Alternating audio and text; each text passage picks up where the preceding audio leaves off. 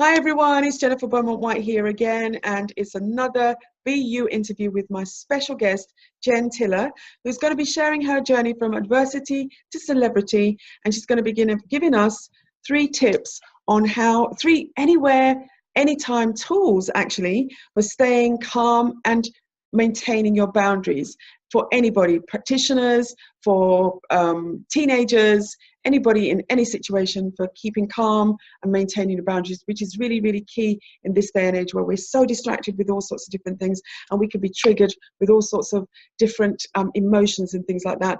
Those are going to be really valuable tips for our show today. So if you've not met me before, I'm Jennifer Beaumont-Whyte, and I'm the founder of the Business Love Academy, which is for soul-conscious entrepreneurs who want to shift from fear to love and become the best version of themselves and change the world with their gifts, their talents, and their genius products. Okay, I've created the BU interviews because I believe that entrepreneurs are the ones who are going to change the world. With the autonomy and the freedom that we share, we're going to be able to make a difference in the world. So welcome to my special guest, who is Jen Tiller. She's the founder of the Healer Zone community, supporting wellness practitioners to thrive. And it's a global community that meet locally, and they all come together on a Facebook group to share all their information, training, everything to support each other to make a difference in the world. She is a prolific creator of workshops, books, art, all sorts of things to be able to help practitioners, wellness practitioners in particular, to do their work to their optimum best. She's passionate, she's a passionate healer, and she's developed a range of programs and processes that she now teaches other practitioners to be able to help them with their practice. So without further ado, let's talk to Jen Tiller. How are you doing, Jen? Fantastic. It's so lovely to see you again, Jennifer. You know, we always have such wonderful conversations when we get together, so it's always an excitement to just go, oh, I'm going to speak to Jennifer today. Oh, that's so nice. That's so nice. Yeah, you're a really interesting person as well, hence you being on my show, because my thing is all about helping people who are, that I believe are rising stars, who've got something special to share in the world, and shine the light on them to get their light out into the world. So this BU interview is all about how you are being you and how you're bringing your special gift, your processes, or whatever you're bringing to the world out there, so everybody can benefit. And I think we've lost Jen. Okay. Hello, Jen. Can you hear me? I'm still here. You're plugged in, and it's still, I don't know what's going on with the battery is. But never mind. We'll keep going. We'll keep going. I can guarantee if I start this recording again, something else will happen. Let's just keep going. Okay, I'm going to take a sip of tea, and while I think of actually, I'll ask you the first question is, actually, how did we meet? Because we've been seeing each other for a long time. So absolutely. Oh, I was thinking about that the other day. I think it was the first event I met you at. You were helping out at one of Dario Cucci's events. You were his assistant at one of the marketing training workshops, and we've been at several of his events since. And we just always catch up and go, you know, absolutely huge hugs and run up and see each other. It's lovely. Yeah. Fabulous. Okay, so the Healer Zone. Can you just tell us a little bit about that? Because that sounds like a really, really important community. It's become that way.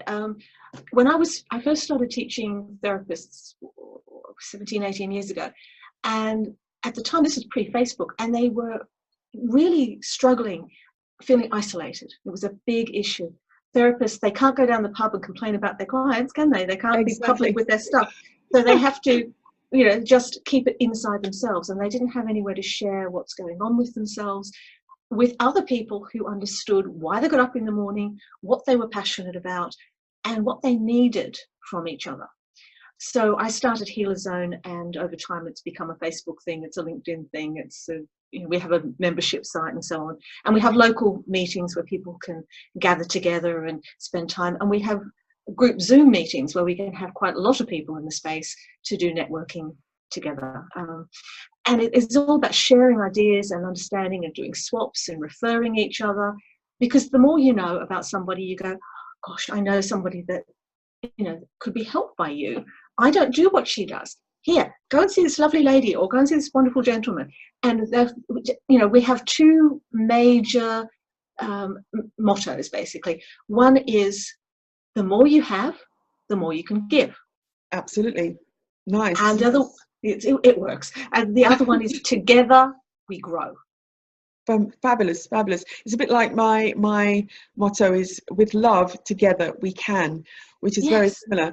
And I'm actually part of your group, apparently. I didn't realize that until today on Facebook, and it sounds just up my street. So I'm going to be exploring this myself, because definitely practitioners work in isolation a lot, because, as you say, we can't share some private things that we maybe have gone through in a session, that we may be triggered with, but we can't actually show that to the client, because we've got to hold the space for them. We've got to keep the container for them so that we can do our work for them. But maybe there's some things that have been triggered, and we need to maybe offload with other practitioners who can actually help us to process our own stuff as well. So that sounds like a really cool place to be. Right. Well, the Major Healer Zone one is a public environment, but there are private spaces where we can do that. Okay. Yeah. Fabulous, fabulous. Okay, so tell us your journey into entrepreneurship, because we never see practitioners, wellness practitioners, healers, as business people. It's the same for creatives, singer-songwriters, musicians. They never see themselves as entrepreneurs, business-like, and yet you still have to run a business. You still have to generate income and keep going. So what's your journey? Well, I've been self-employed for 37 years now, I think. But I started out, I had life-threatening asthma, life-limiting agoraphobia and panic attacks from the time I was little, so a small child. And while my daughter was growing up, because I got married very young and I had postnatal depression, you name it, I had the list. Everything. You don't need the horrible story, but you get the drift. So I was 17 when I had my beautiful daughter. And while she was growing up, I was a piano teacher. Okay. So yes, I've been a creative in that sense, and I won an Inventors Award for a series of books I came up with for my series of piano students. Oh, wow. Oh, fantastic. So, well done. Yeah, it's always been about, there's a problem, let's find a solution. I've always been solution oriented. I think that's a big part of most entrepreneurs' journeys. They're not prepared to just sit in a space and go, well, I'll do what everybody else is doing. Exactly. There's a gap here. I need to fill that gap. Yes. I'm sure that's something that pretty well everybody who's listening to this call will really relate to. Absolutely. So I was doing all of that stuff and just making the best of my life with the very severe limitations I had. When I was in my mid-30s, though, I've been looking for answers all along, but I finally found the real answers to my health problems. So I learned the Beaumont-Whyte breathing method, and I went from literally, I think I'm going to die tonight, literally, to off my medication with my GP's approval in 3 weeks. Wow. What is the name of that method? It's called the Beaumont-Whyte method, Buteyko. We're stuck with the Russian professor who developed it. Okay. Yeah. And so we changed about that method? Or is it part of the 3 things you're going to help us to keep our balance? I will, but I can only give a tiny bit of that. But the Beaumont-Whyte it's about turning off hyperventilation. So people who are stressed are short, shallow breathing like this permanently. And even if you're going to be in a reasonable state, if somebody taps you on the shoulder and gives you a fright, you go, yes. And that's what we do.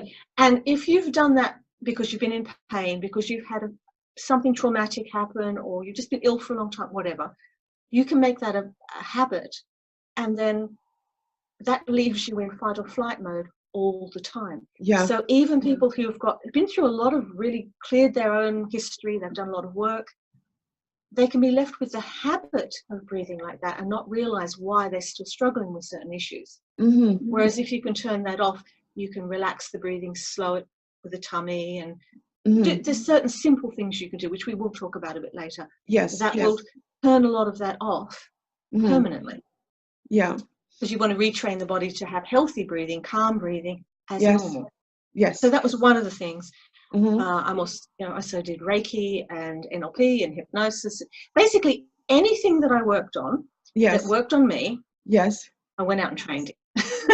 So So I'm an advanced practitioner in all those things, and have been Fantastic. now for nearly 20 years, because it changed my life. And I did it for myself first, Mhm. and then I discovered there was a world full of people who needed what I had learned. Yes, And and I think that's how we actually get into sharing our gifts anyway, no matter what that is. It's usually something we've been there. for your own self, and you develop it and you become an expert in it, or you develop it in such a way that people have seen the difference in you.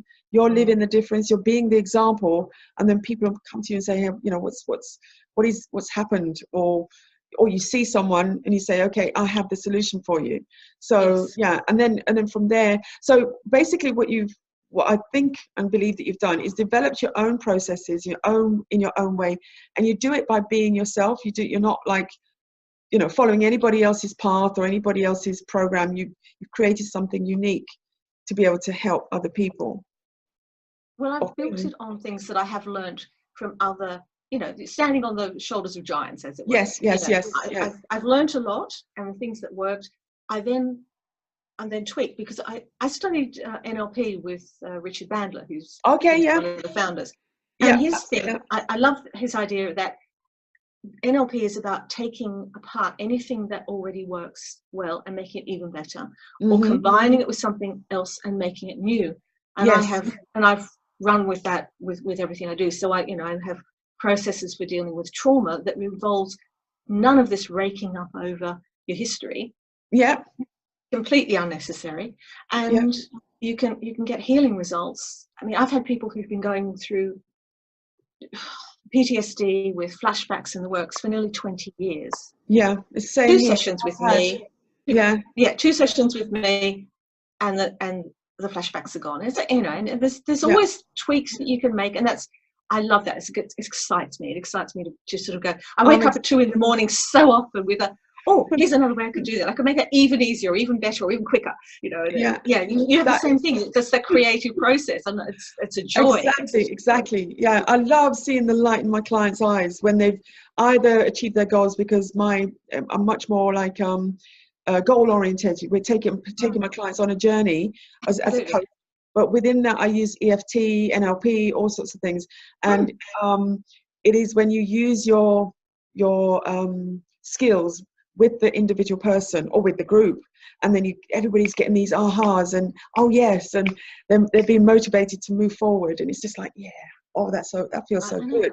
And the fabulous thing is when you're in a flow state like that, and all the information is out there in front of you, and you're filtering it through these ideas that you have, and you're seeing exactly what's needed in the moment and making it happen.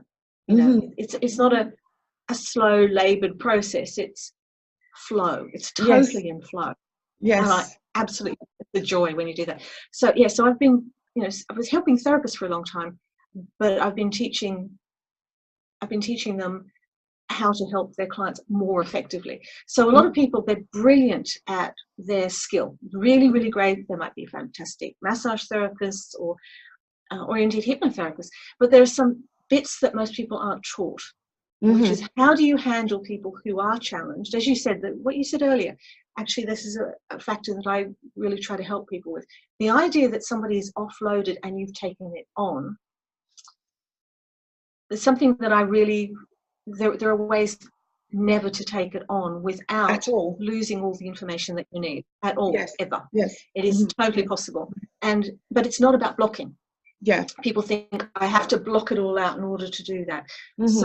So one of the tips in terms of self-care is the healthy boundaries, is knowing how to anchor a fabulous state and only match and mirror that which is healthy in the other person. Only that which is healthy. And then you lift them up to you instead of being drawn down to them. And it's about recognizing that rather than going, I happen to be in a good state today. No, you make sure you're in a good state today. You really, you choose your state. And in doing that, even if somebody else is, let's face it, our clients do not turn up because they're happy. They're miserable, angry, frightened, confused, whatever. There is some problem. They're needy. There is an issue. So there is no point in getting upset about what they're offering us, because they need us for that. Exactly. But we don't have to buy into any of that pattern. No. And in demonstrating that we don't have to, Mm-hmm. we just by being present, by being ourselves, by the be you thing, Yeah, by absolutely. being that is exactly what we're offering them. Our best self is Mm-hmm. a role model. We are the light. We are the light we want to see. We are the change we want to see in the world. And But absolutely. we have to practice that. We have to actually practice it, because otherwise, you can come in and have a bad day and you're sitting there complaining to the client. That's not going to work, is it? No. Not at all. And actually, it is quite a joy to actually get yourself into that positive, light, blissful state, because that's where we all want to be. We all want to be in this wonderful state. We all want to, that's where we want to live. And when I'm working with my clients, that's where I live anyway. It's like, exactly, because you've already anchored it, Exactly. And it's like, okay, so let's bring, I always get this from my clients in terms of, it's such an inspiration to talk to you, or such an inspiration to be with you, this energy that's coming from me. So it's like, and I'm in that blissful state anyway, but not every practitioner can be in that at that level, and that's what you specialize in. So that's really, exactly. really helpful. Yeah, fantastic. So it's an optimal state, and so they can access it in the moment. Yes. Rather than I have to work myself into a state that takes me an hour to, it's like, when you've really got it and you've anchored it, it's on.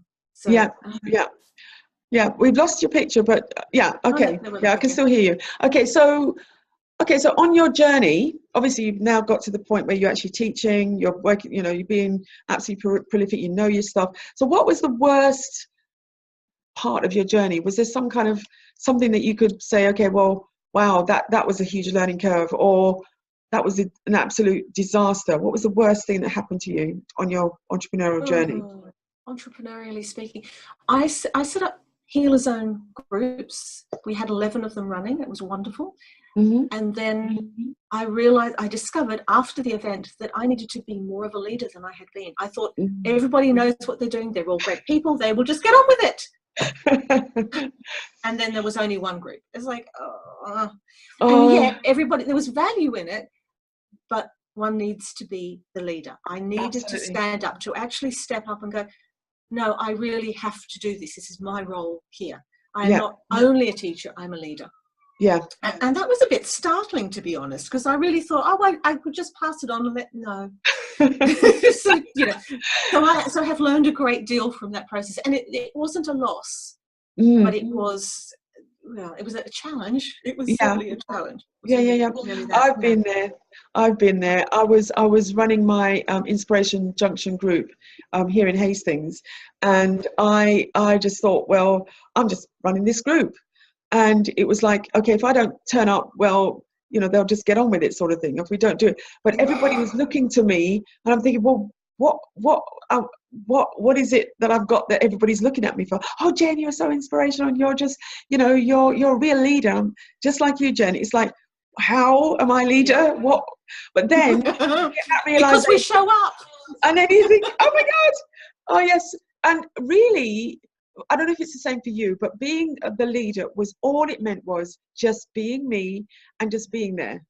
Absolutely. Just being present, being me, and then imparting all my wisdom, all my ideas, all my insights to my group, and just saying, this is what I think, this is what I believe, this is where I'm going to take you, this is the journey I'm taking you on. We're going to move from here to there. What are your goals?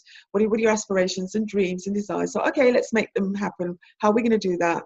Let's do it with our particular with my particular methodology, processes, whatever. Yeah. And that then, once I got that realization, I'm a leader and I'm looking to lead, but then it was like, okay, easiest way to do that is just be me. And then I relaxed into it, and everything was fine from there. So you probably found the same thing. So much less. Yeah. Well, I mean, a lot of what I do is simply hold the space. Yeah. So we bring in other experts, and I give them a chance to be the expert in the room as well, because a lot of them are a little nervous about presentation skills, so we do confidence building and all that sort of stuff. But it is about just it's community. I mean, I'm very, very big on creating community, and I love that. Yes. But there are times when there are realizations that you go, there's nobody in this group who can do what I can do. I have to stand up and tell them about how I do affirmations. How do you create a book? How do you get it out on Amazon? How do you do those things? Mm-hmm. And it's simple, and it's joyful, and it's appreciated, which is really nice. I love being appreciated. And that's, and if I didn't step up and do that, I would never get that. Yeah, yeah, yeah. You It's know, like a feedback. It's a reciprocation. You're giving and receiving. and Yeah, receiving. Yeah, yeah. We yeah. have, you know, as practitioners, as coaches, we need to practice receiving. We're really good at giving, Oh, yes. but we're often too good at it. And if you don't practice receiving, Hmm.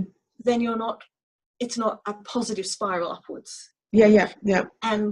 And also, we're not being great role models. If you can't practice receiving, Exactly. you know, how do you expect your clients to receive? Yes, exactly, Really exactly. simple.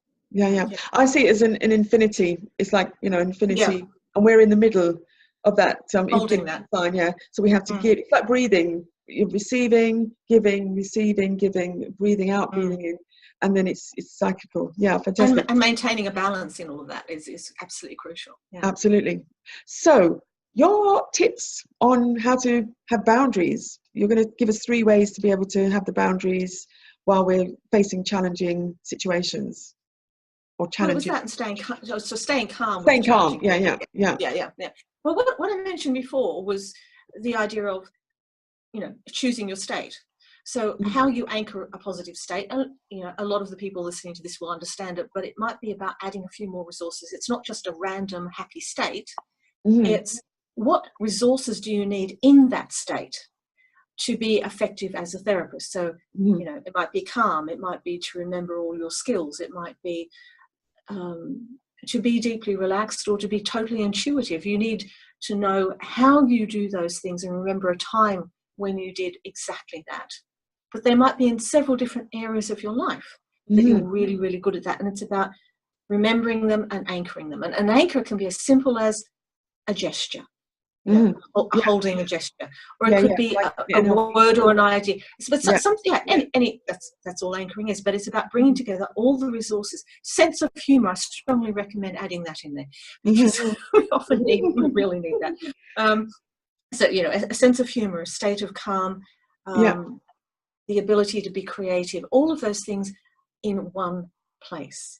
Mm-hmm. And then you are the strongest state in the room because you've chosen your state. Yeah, yeah. Most people randomly wander in feeling horrible, or even if they're feeling happy, it's not something they have chosen. It's just a random thing.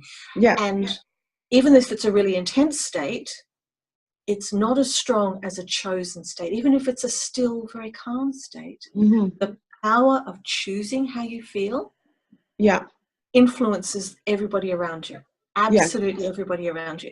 And when you can do that and just fire off that anchor, practice firing off that anchor and going, whoo, and you just go, Yeah. yeah, That I'm on, does work. I'm Yeah. here. and you All right. and you bring, I'm arrived, and you bring that passion in, and you take that, and your body opens, and your Mm-hmm. energy field opens, and your mind Mm-hmm. opens. Yeah, yeah. And you know, Yeah. so it's a simple thing, but in doing that, the next stage of that is that you need to match and mirror only the healthy elements in the client. So they're there because they want to be hopefully helped and supported and so on. So, but sometimes their body language is terrible. The number of therapists I see who come out of a room full of clients who are sort of like this because they've gotten all tense like their clients. They've taken on the clients' Yeah, yeah.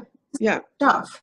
And I'm not talking about taking it on and owning it. They've just matched and mirrored it. It's just Mm-hmm. unhealthy rapport. Yeah, yeah. So they're matching and mirroring that which is unhealthy in the client. So it could be poor breathing. It could be the tension in their bodies. It could be the language patterns they're using. That's a really common one. They start using unhealthy and unhelpful metaphors. Mm-hmm. And whereas you can use those metaphors and turn them around. Instead of, if somebody says my life is a war zone, Mm-hmm. people will either say, oh, that's terrible, it's a wall, it's this, or Mm-hmm. or make them wrong and going, no, it's not. Neither of those are useful. Whereas No. if you can go, I understand you feel, you know, that it's a war zone. Who are your allies in your war zone? What would, you know, move them out of that? And where are your resources in that? And how would you feel if you could move out from war into peace, or a neutral zone, Yeah, yeah. and then So move into peace? you give them the ownership of moving their state from this to that. So it's like, okay, it's yours, but I'm going to guide you out of it, but with your permission and your choices. And you're honoring and respecting where they're at. So Yeah. you use their metaphors so Mm-hmm. that they understand that without you having to say any of that stuff. You can just use something that they relate to, Yeah. but you are not joining them in that war zone. Mm.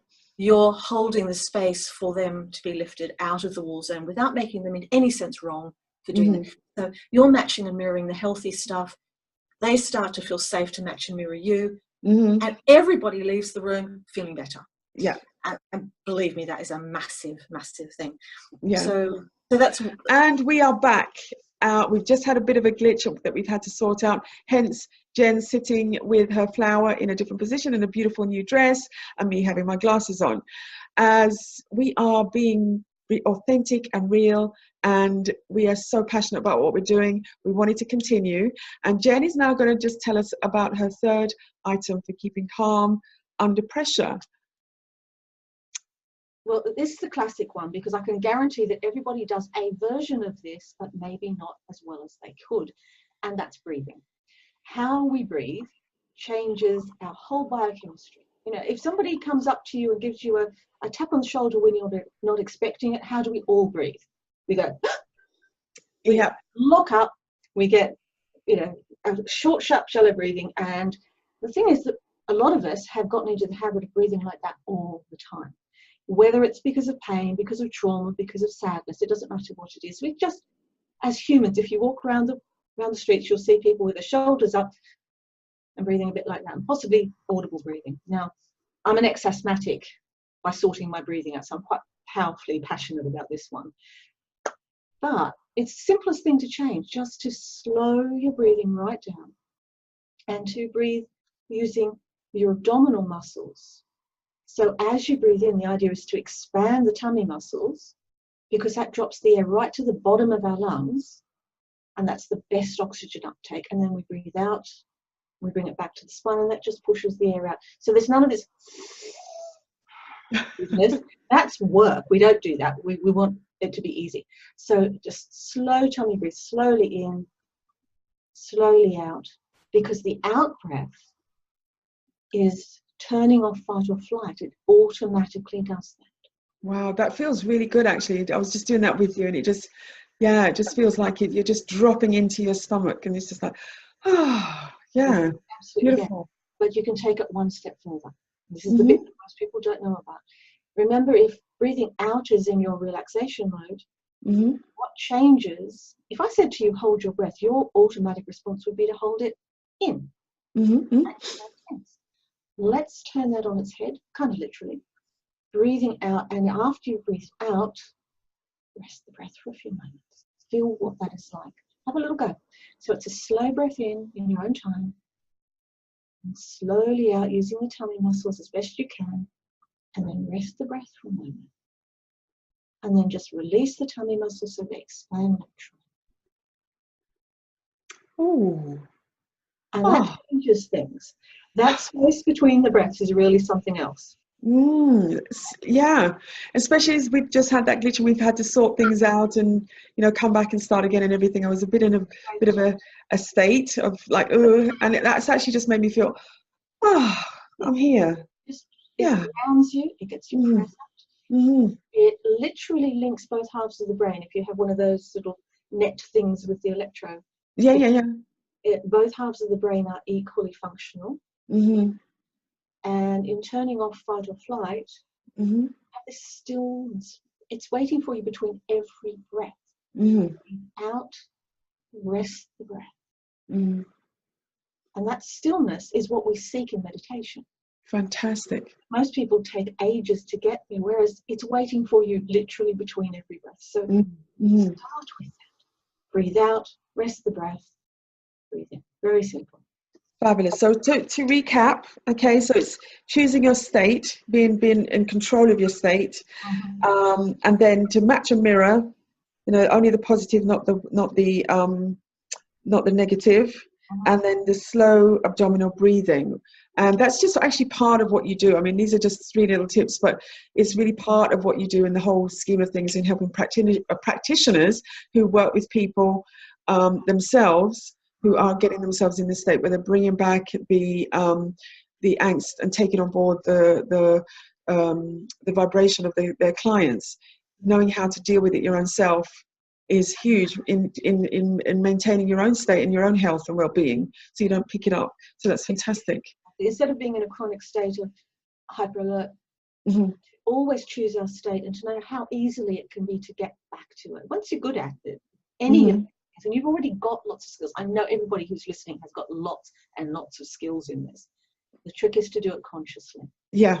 But the first step, breathe out, rest the breath, and be present, and then use those other processes will just make the whole thing flow. And when we're in a flow state, our very best selves show up. We are our authentic best selves because we are present. In flow. Yeah. And that is what moment.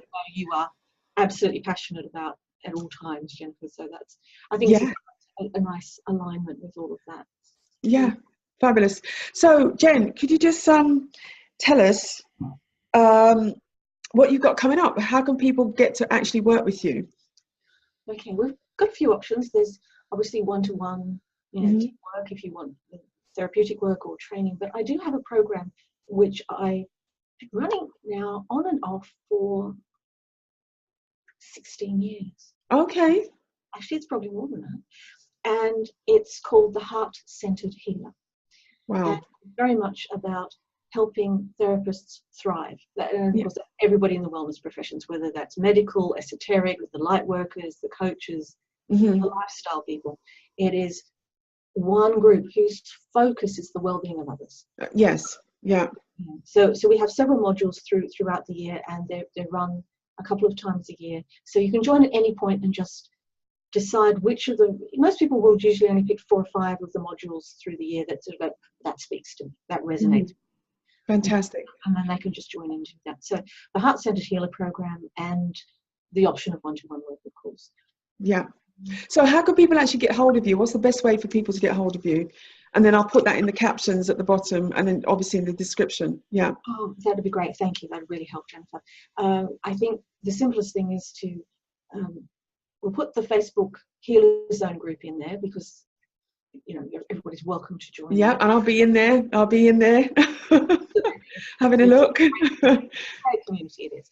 And I can put in a link, just a booking link for, I usually do a 45-minute calm and clarity call, and it can be on any topic that floats your boat. And we can work on just the breathing, we can talk about communication, we can just talk about your state.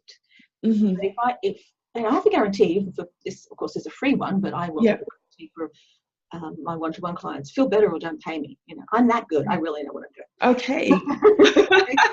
Fantastic. I love it. Certainty. Yeah, I'm going to do this or not. And I do have another little offer, which is completely free. It is an ebook of one of my, I don't know if that's really visible. Yeah. Okay, so this, when they get in touch with you for this, it will be in an ebook form, so they don't have to, to pay for it or anything like that. It'll just be online. That's fantastic. Okay, and this is, and it's a book of, familiar with affirmations. I like the energy one, is rather charming. Got this little duck taking flight, which is, that's what we want to be lifted up and taken away. Wow. But most affirmations are, there are some beautiful ones out there, but my own thing has always been, if I'm struggling because I'm too far away from what I want to achieve, and saying, if I'm sick, sad and miserable, saying I am healthy, I am happy, I am wealthy or whatever, is just not cutting it, because part of me goes, I'm lying to myself. I don't I fight with myself. That is not the state you want to be. You want to be in alignment with what you're seeking. Yes. So it's a small change in the language, but nobody else is using it in this form. Okay.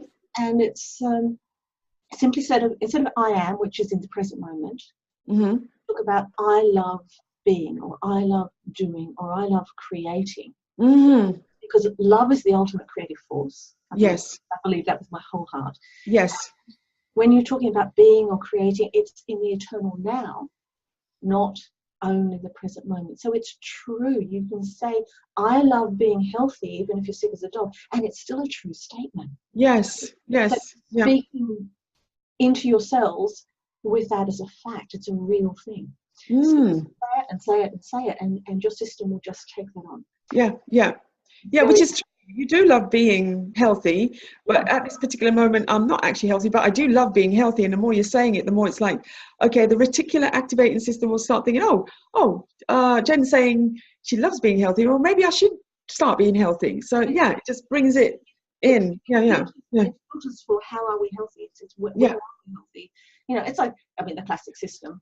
I can say I love watching a sunset. It's a true statement. The sun is high in the sky. It's a true statement. And I think the authentic self stuff is all about our truth. And if we speak our truth very carefully, but we're not speaking our truth with other things, it's going to have an impact on us. So I would like to offer that to everybody who has a call with me. Fantastic. And that is via email. What is it? You give us the link for that one. I'll send it. I'll send the booking link to you. You can add that to it, and they can just book on my calendar. And once I've got that connection from there, I will email a link to the thing. But we've got that's beautiful. Perspective, happiness, self-expression, all sorts of other lovely things. And so that's okay. Well, I'm going to have one of them. Absolutely. I'll sign up for that. Shortly. Yes. In fact, my love, you're getting my whole virtual gift box. Oh, thank you.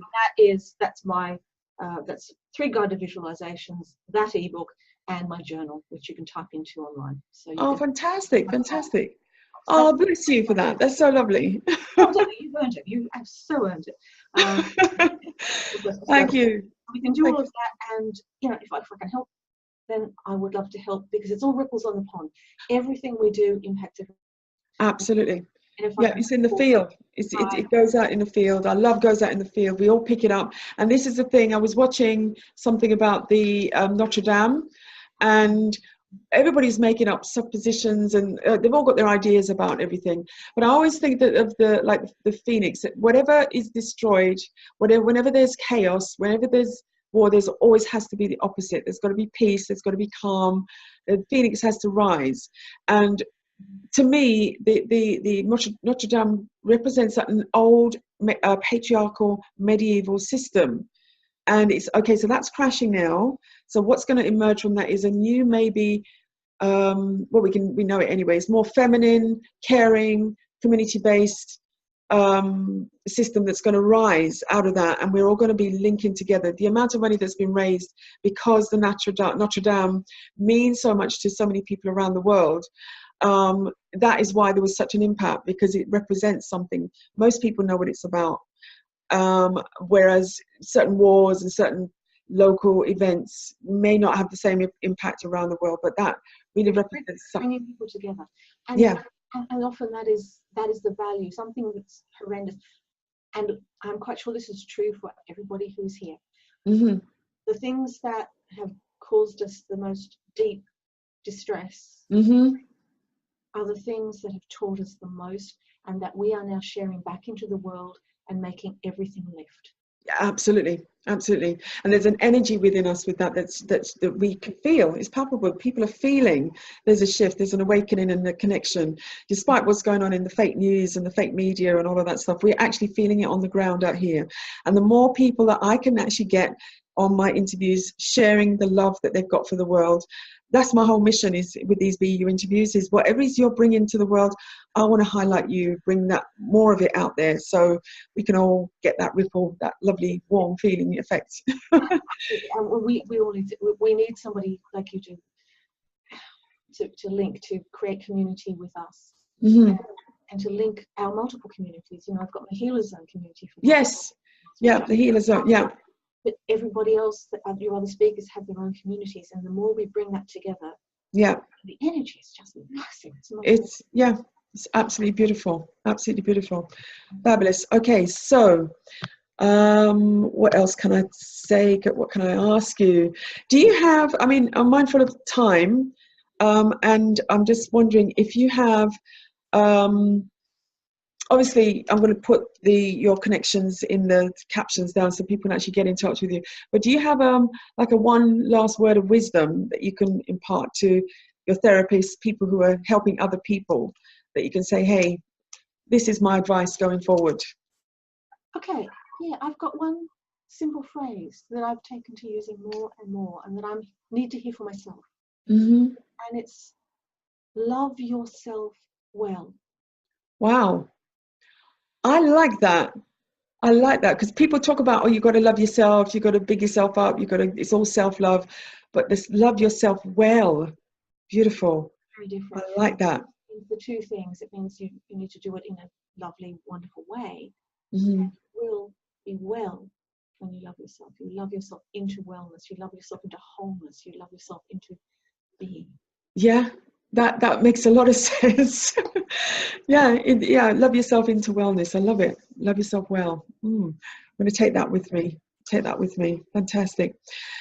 Jen, it's been an absolute pleasure. And I know that you've got something wonderful that you want to share with the audience in the terms of a little picture. Oh, yeah. Your pet project. Oh, yeah, well, not a pet, folks, but certainly I volunteer at a big cat sanctuary. When I say big cat sanctuary, I mean big cats. Yeah. And my favorite car, I believe that is a Jaguar, yes? She is indeed a Jaguar. Yeah. And that's my favorite car. I didn't realize that they come in two flavors. They come as the Panther and the spotty Jaguar as well. Well, the black, there's a lot of different cats that come as a black version. There's it's just the colouring. But if you see a black Jaguar in the light, Yep. you can still see the spots in it. Oh, okay. So it's just the way the light reflects. So yeah, the thing with we've got a 43 years we've been running as a charity. It's called the catsurvivaltrust.org if you go looking online. And we have also 10,000 acre reserve in Argentina. Okay. It's rainforest reserve. But our director has been responsible directly, it's in the legislation, for 3.9 million acre greenbelt in Argentina. Wow. So, wow. We don't own it, but his name is in the legislation because he made it happen. And that's what I want to take away from today, if nothing else. We make it happen. Our intention, our connection. We can change the world. Yes. At a level we go, oh, I haven't got the money, I haven't got You don't need them. You need the connections with people who do. Yes. That's and having the intention in the first place to make it happen, you find a way. You always find a way. Yeah, exactly. That's amazing. Yeah. Wow. And well done you for, supporting her and looking after her and supporting the whole charity and stuff like that. So yeah, well done. It's a source of joy for me. I go down there. She loves her Reiki, bless her. She really does. And she hears my voice, she comes running over. Oh. I'm not allowed in with her because she really is too powerful, but there's only an eighth of an inch of mesh between her, and she'll lean her whole body up for me. She lets me stroke her, and she'll let me touch her tummy, and it's like, oh my gosh, just bliss. And where is this? Where is this? In Hertfordshire, in Connecticut, in Hertfordshire. Oh my gosh, when I'm actually back up in London, because I'm moving shortly. I would love to take you around. I would love to come because I've been to the one over by is it Folkestone, where they've got a cat sanctuary over that side. I can't remember the place, but it's like, it's so beautiful, and it's just so noble that people are just still, putting the planet and people before profit, and just making sure that the planet, Mother Earth, Gaia wants to will survive. Well, we are one. We are one. We are one. Fabulous. Jen, thank you so much. It's been an absolute pleasure to have this interview with you and learn all about you and how you're actually taking it one step higher to actually help the people who are helping others with your work. It's been amazing. And since the first time I met you, we've sort of hit it off, and we've got lots in common, and thank you so much. And as I said, I'll put all the captions at the bottom for you to contact Jen with her workshop, her Healer Zone community online, her charities, her freebies that she's going to be offering you as well. So please do get in touch. And if you are a soul-conscious entrepreneur, which is my thing for the Business Love Academy, if you've got something that you're passionate about and you want to build your business from the inside out, sharing your love for that wonderful thing that you do, the thing that you're passionate about, and you want to get some support from a group of rising superstars like yourself and like Jen and like all my other BU interviewees, then the Business Love Academy is the right thing for you. So what we do is we work through our spiritual practices and practical strategies to embody the 9 business soul shift principles, which I'll explain to you if you get in touch with me, to help shift you from fear to love, become the best version of yourself, and be in a position to change the world with your beautiful gifts. So if you want more information about that, please contact me. The information. Breathe from your tummy. Just like I've been taught. If you want more information about that, it will be in the description below, and you can leave a comment and you can ask questions, and Jen and I will have a look and see if we can answer them for you. And don't forget to subscribe to this channel, because there'll be more videos like this with ordinary people doing extraordinary things for the world by just being themselves. Just be you. Thank you so much, Jen. That was a joy. Thank you so much. Bye, everyone. Very well.